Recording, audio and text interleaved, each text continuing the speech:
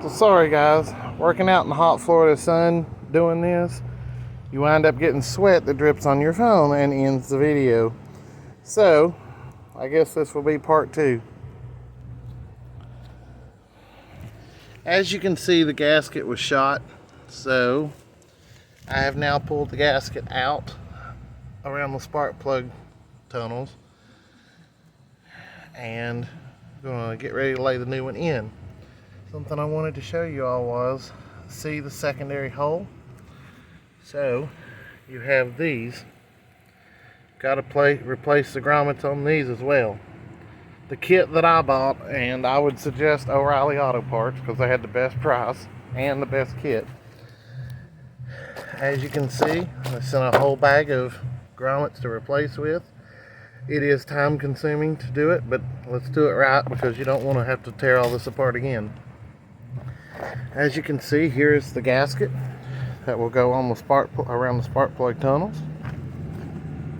The good part about GM is, as you can see, it is recessed, so it should hold the gasket.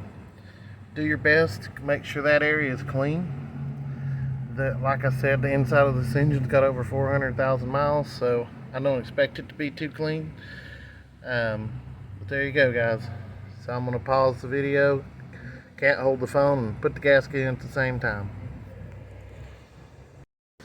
So as you can see, the new gasket is in place. All you have to do is push it kind of down. It'll hold itself in place. There's only one way it goes in because you can see how on this side of the circle the straight bar is here. On this one it's here. It only goes one way.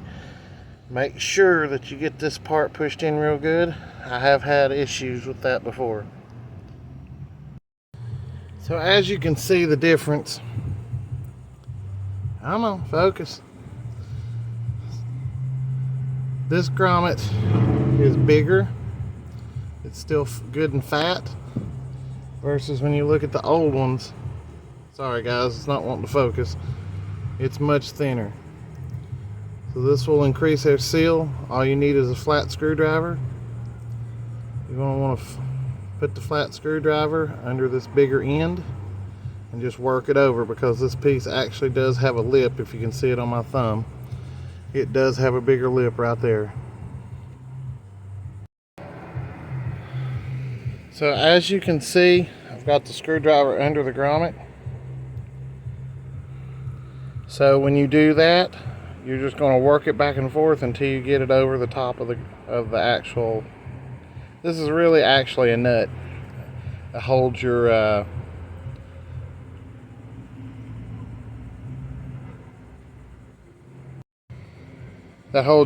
coil packs in place. So once you've got the new grommet on, then you stick it in the hole. This actually takes 2 hands. You've got to hold the blue gasket on the back side and push this in.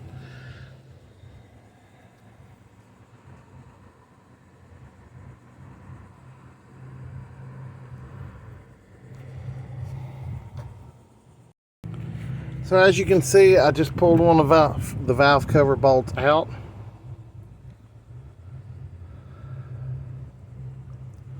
And you can tell that gasket has had it. So it's the same as the control module bolts that I showed you. You've got to work this gasket off the end, put the new one on. These are a pain in the butt to get out of the valve cover. You're going to need a flat screwdriver and patience so you don't damage your valve cover or this aluminum bolt.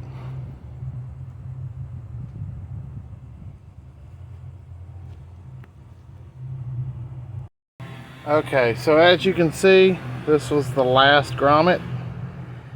That's the last one. I've wiped each one of them off. It goes on every single valve cover gasket that you're doing. Every single one of them. Make sure you wipe them down before you reinstall. Also, going to want to clean those out. I'm just going to use a little bit of rubbing alcohol and some paper towels because, well, I'm a shade tree mechanic. So as you can tell, each one of them is going to need a good cleaning.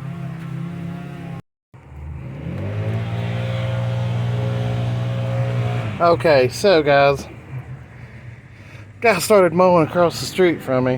Had to go ask him if he could please wait for just a little bit so he didn't blow grass into my motor. Well, there we go for you all too. Make sure you get nothing in the motor. So all the screws with the new grommets are in it. The gasket's on it.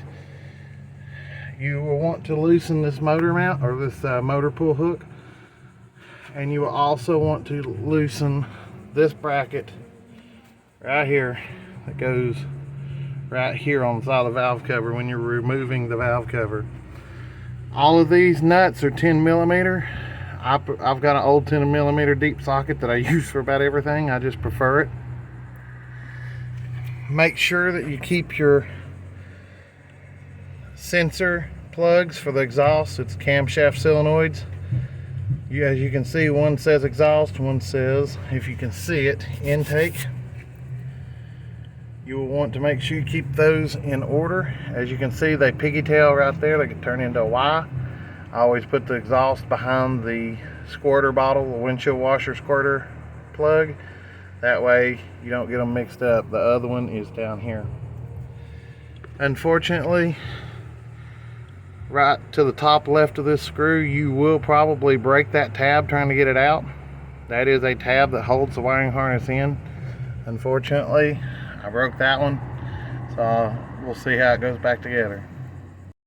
So as you can see at this point, I've got the valve cover on. I'm working the screws in right now. I am doing a cross pattern, so tighten this one up, then jumping to the right rear, then jumping back to the left rear, then jumping to the right front. You may not have to do this. It's just something I was taught as a kid, maybe an old wives' tale. And then going front to back, front to back. Right now I'm just getting them snug. I'm not torquing them down at the moment. So, alright guys, so it's all tightened up. I would not advise going over 10 pounds of torque. These are aluminum screws and they have been hot for many years. So just start reinstalling.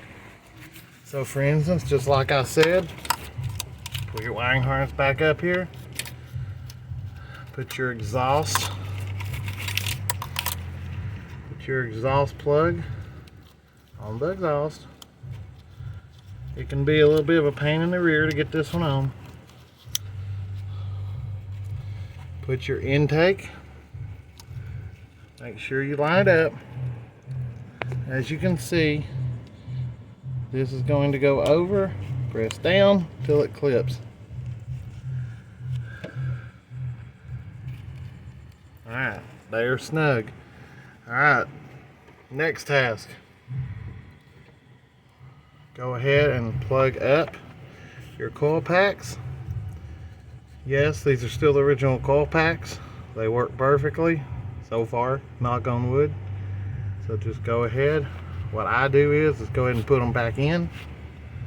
Make sure they're snug.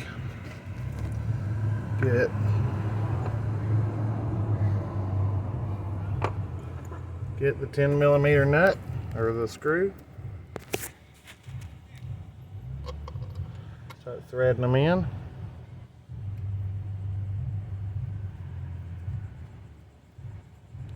Wouldn't worry with tightening them down just yet, because you've got 3 more to go.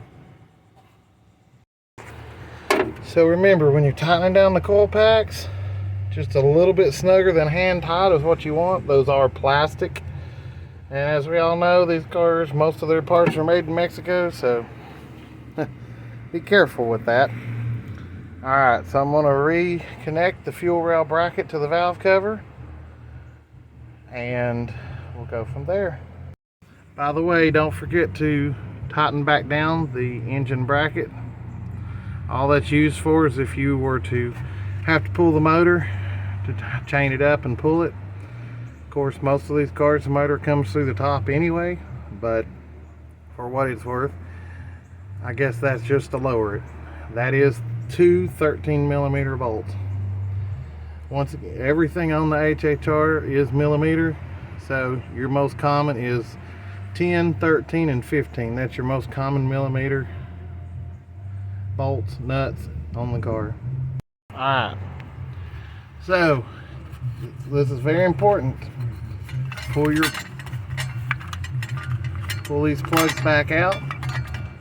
This one actually goes around to this side. This is loose, so you've got some room to play.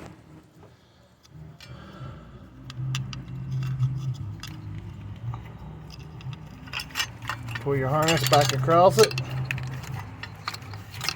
Alright.